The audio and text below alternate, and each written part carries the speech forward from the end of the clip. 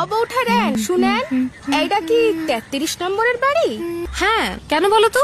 এ বাড়ির কর্তার নাম বুঝি নীরদ বরণ মুখুজ্জে? হ্যাঁ, কেন? তাকে দরকার নাকি তোমার? না, ঠিক তারে না, তার বউয়ের নামে এই সিডিখানা দিছেন বৌদিদি। তাই বলো? অসীমা পাঠিয়েছে তোমাকে? ও তরঙ্গ, নতুন মনিব বাড়ির কাজকর্ম কেমন লাগছে? ও বাসার বৌঠাইরেন কিন্তু সত্যি ভারী চমৎকার মানুষ। আমার ব্লাউজটা ছিঁড়ে গেছিল, তাই দেখে বৌঠাইরেন আবার নিজের একটা ব্লাউজ দিলেন আমারে। এই শাড়িটা রাখো তো তরঙ্গ।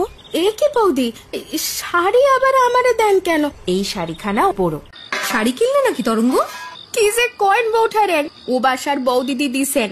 সাবধানে পড়ো তরঙ্গ, পুরনো শাড়ি কিনা দুদিন ধোপের বেশি টিকবে বলে মনে হয় না। আজ এত দেরি করলে যে তরঙ্গ, জানো তো সকালে না এলে জল তোলার কত অসুবিধে। কেবল একজনের সুখ সুবিধা দেখলেই তো চলে না তরঙ্গ।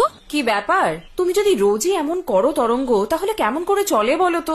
আপনার এখান থেকে যাইতে একটু দেরি হয়েছিল দেখা, বাপরে ভাব কি গাইলটাই না দিলেন আমারে। তা তো বলবেই, চিরকালই তোর ওই রকম কুতুলে স্বভাব। কি আর করুম কন বৌদিদি, ইচ্ছে কইরা কইরা আমারে দেরি করায় দেন জানেন। তা তো দেবেই, আমি তাকে নিজের সেধে ঝি জোগাড় করে দিয়েছি, তার শোধ নেবে না? দেখতে না দেখতে দুই চোখ জলে ভরে উঠল তার। একজনের নিন্দা করে অন্যজনের প্রিয় পাত্র হতে হবে, এই চিন্তা কোনোদিন মাথাতেও আসেনি তরঙ্গর।